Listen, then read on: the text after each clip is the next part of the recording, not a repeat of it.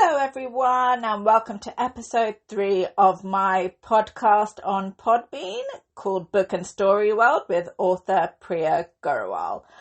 Today I thought I'd reflect on my journey of reading books from childhood until today.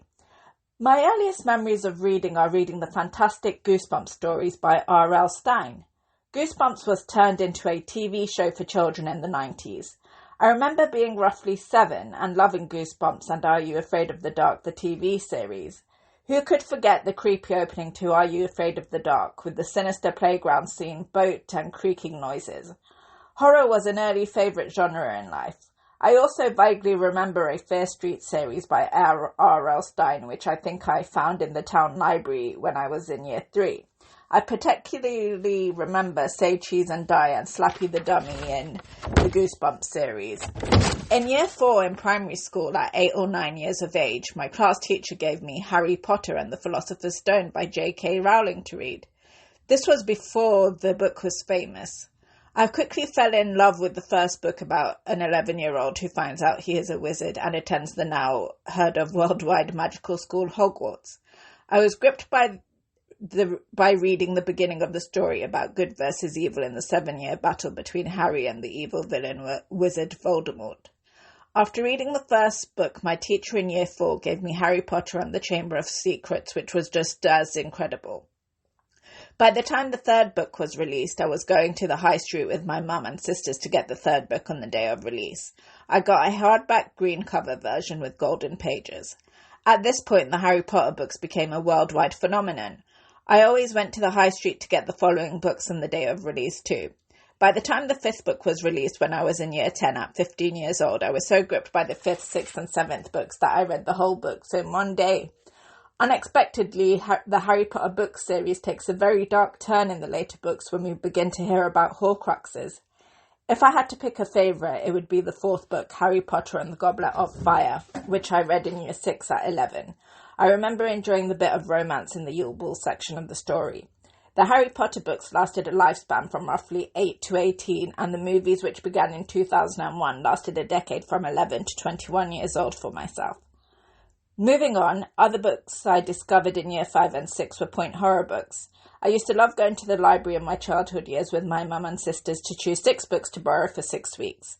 My favourite point horror book authors include Caroline B. Cooney, Diane Ho, Richie Tankersley Cusick, and Christopher Pike. The point horror book series are American horror books for teenagers and young adults. They are usually about teenagers and the setting is usually in a high school, from what I remember.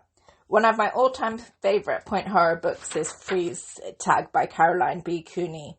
I never forgot the story of Meg and West and their battle against the evil antagonist Lainey, who goes around freezing members of the neighbourhood. Another favourite I have never forgotten is The Cheerleader, also by Caroline B. Cooney. The story is about an unpopular girl called Althea who dreams of being popular and finds a vampire in her attic who promises to make Althea's dreams come true, but for a terrible price.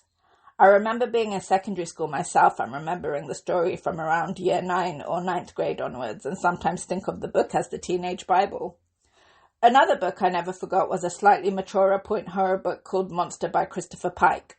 The story is a compelling and unforgettable seductive read about teenage jocks and cheerleaders turning into monsters. I have thoroughly enjoyed rereading Monster by Christopher Pike in my more recent years. I enjoy it immensely every time.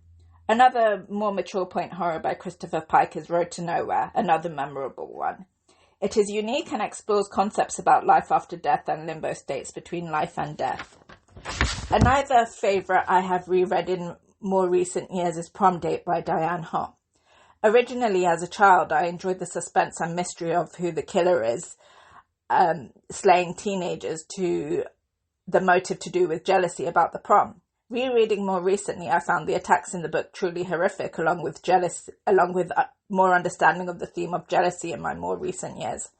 I am currently 35 and now know that jealousy is a main motive in murder and killing.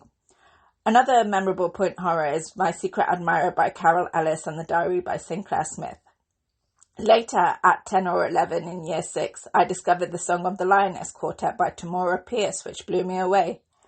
I first read the Immortals Quartet by Tamora Pierce, which I found in the year 6 book corner in primary school. I came across the characters Alanna and King Jonathan originally in the Immortal Quartet. I then fell in love with the Song of the Lioness, which I found in the town library, where Alanna and Jonathan were the main characters. In the saga, a 10-year-old girl decides to swap places with her brother and pretend to be a boy so she can attend night school until 18 and learn to be a knight. The 4 books in the series are about her training to be a knight, her building romance with Prince Jonathan at that point, who discovers she is a girl. The series also contains treacherous characters and a battle against the evil Duke Roger and his supporters. Upon adulthood, I have reread and still love the series. I first read at 10 or 11 years of age. It is definitely a lifetime favourite.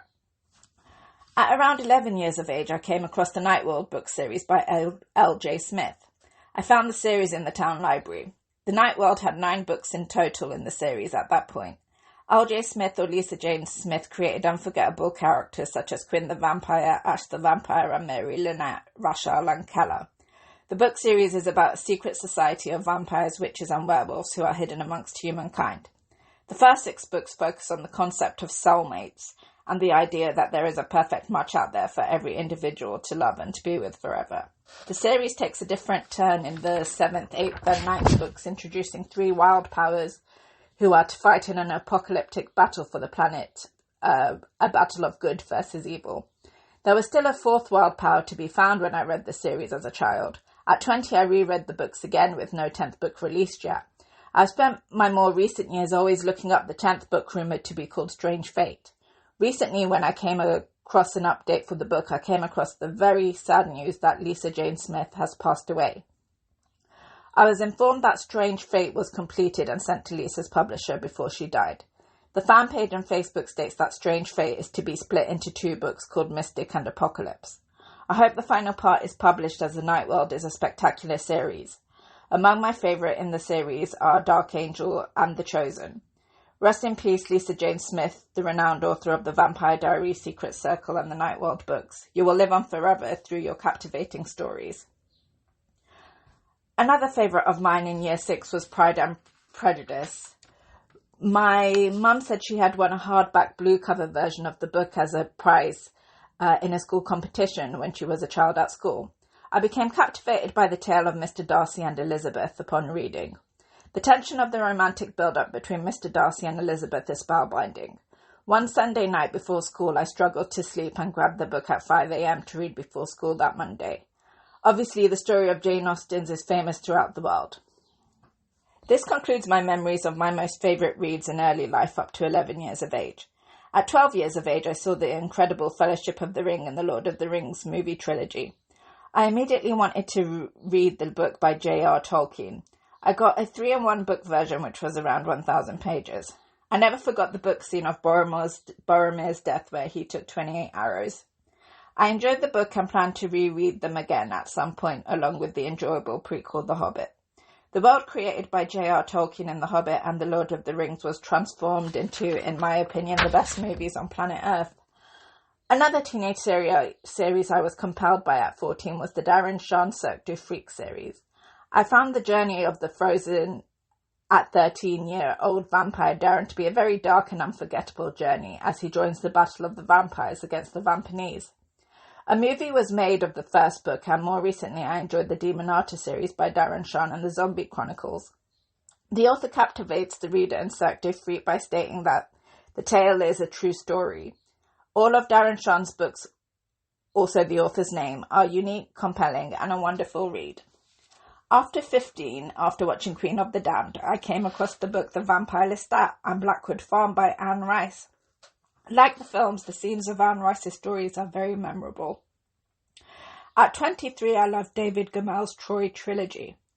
Sadly, he passed away and his wife Stella Gamel finished the 3rd book in the trilogy series called Fall of Kings.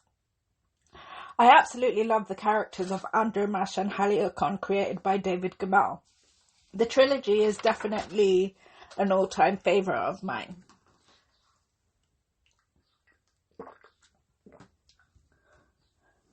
I also loved 5 of the Game of Thrones books in 2012 and have to finish the book series on my list of things to do. More recently, in my 30s, I have enjoyed reading quite a few Stephen King books, from the unforgettable Needful Things, The Shining, Fairy Tale, Cujo, Salem Slot, and The Tell Me Knockers, amongst those I have read. Stephen King is undoubtedly a master of horror. I have also read the book version of the incredible film The Mist, which is also by Stephen King. He definitely takes horror to a new level in his writing. Recently, I also thoroughly enjoyed The Cursed Child by J.K. Rowling, Jack Thorne, and John Tiffany. It is set in the later years when Harry Potter is married with children. I also enjoyed reading The Devil's Advocate by Andrew Needleman, also an exceptional movie, and Rosemary's Baby by Ira Levin. I was shocked reading The Other Berlin Girl by Philippa Gregory more recently. And the TV series The Tudors and film of The Other Berlin Girl, they create a sympathetic, more emotional depiction of Anne Boleyn. The book, however, points her as an evil woman and specimen. One of the end scenes is shocking, unexpected, and horrific. I don't want to include any spoilers, so I'll let readers find out for themselves. Around 11 years ago in 2014, I read the first 3 books of Peter V. Brett's in his series called The Demon Cycle. The books are called The Painted Man, Desert Spear, and The Daylight War. Years later, I have rediscovered the series, which is now completed with 5 books in total. I have purchased the whole series on Kindle, and I am currently rereading the 3rd book in the series. Again, I have become captivated by the characters created by Peter V. Brett, and I am enthralled following the story of the world's battle against demons and one another. I can't wait to continue reading and to find out where the story will go next. So that's my journey of reading in my first 35 years of life, the main books that I remember. It has been a great ride of stories so far, and I can't wait to read even more books for the rest of my life. And that concludes episode 3 of my podcast. Thank you so much, everyone, for listening. That's my 3rd episode completed, so that's a quick look back of all my favourite books that I've read, the ones that have had a big impact on me in my 35 years of life. And for anyone else out there, hope they have a great time reading and enjoying books and stories. Take care, everyone. Have a good week. Bye.